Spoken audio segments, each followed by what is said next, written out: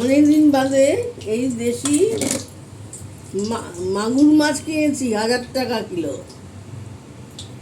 এবার এটাকে রান্না বানিয়ে নেব। এই যে আলুটা একটু ভেজে নিয়ে আগে মাছটা ভেজে তুলে নিয়েছি। এখন আর এরকম মাগুর মাছ পাওয়া যায় না, তাই কিনেই ফেললাম 1000 টাকা কিলো।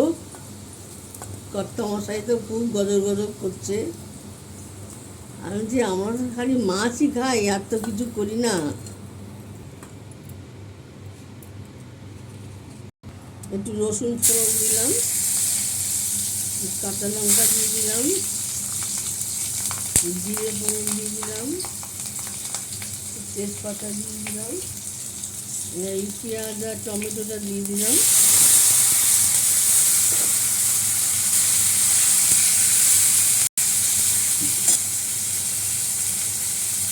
নুনটা একটু দিয়ে দিচ্ছি, নরম হয়ে যাবে সব। মাংসের মতন করে একদম কষিয়ে রান্না করব।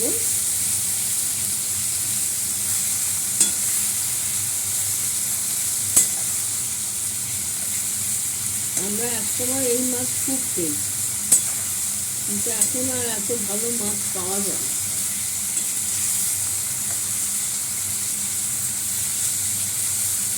মাছটা ভালো করে ভাজা ভাজা হবে, একটু ঢাকা দিয়ে রাখি।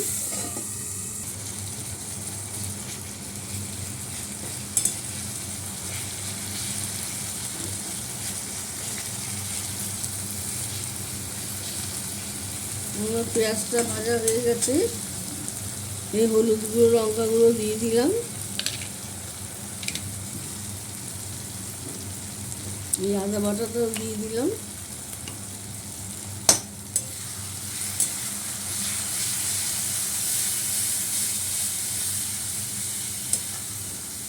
মাছ করে খাবেন। আবার মাগুর মাছের আবার পাতলা ঝোলও হয়, পেঁপে আলু কাঁচকলা দিয়ে মরিচের ঝোল। বাড়িতে কারোর পেট গন্ডগোল হলে কাজটা আমার একটু কষিয়ে কষিয়ে খাচ্ছি।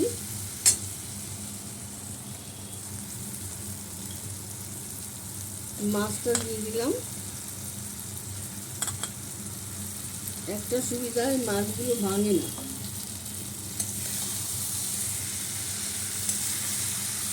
লাইক শেয়ার কমেন্ট করে দেবেন বন্ধুরা, আর এইভাবে মাগুর মাছ রান্না করে খাবেন। রান্না করা অনেক রকম পদ্ধতি আছে, যে যেমন জানে।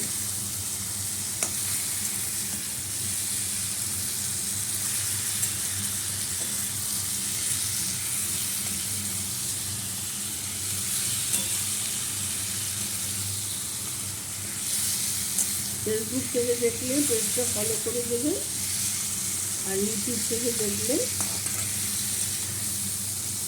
সাবস্ক্রাইব করে দেবেন বন্ধুরা। সাবস্ক্রাইবার একটু দরকার, সাবস্ক্রাইবার কম হচ্ছে, আরও সাবস্ক্রাইবার দরকার। সাবস্ক্রাইব করা থাকলে আমি যেই রান্নাটা করছি সেটা আপনাদের কাছে নোটিফিকেশন চলে যায়, তখন বুঝতে পারবেন কী রান্না হচ্ছে। আর কীভাবে রান্না করছি সেটা তো আমি বলেই দিচ্ছি, দেখিয়ে দিচ্ছি, কোনো অসুবিধা নেই।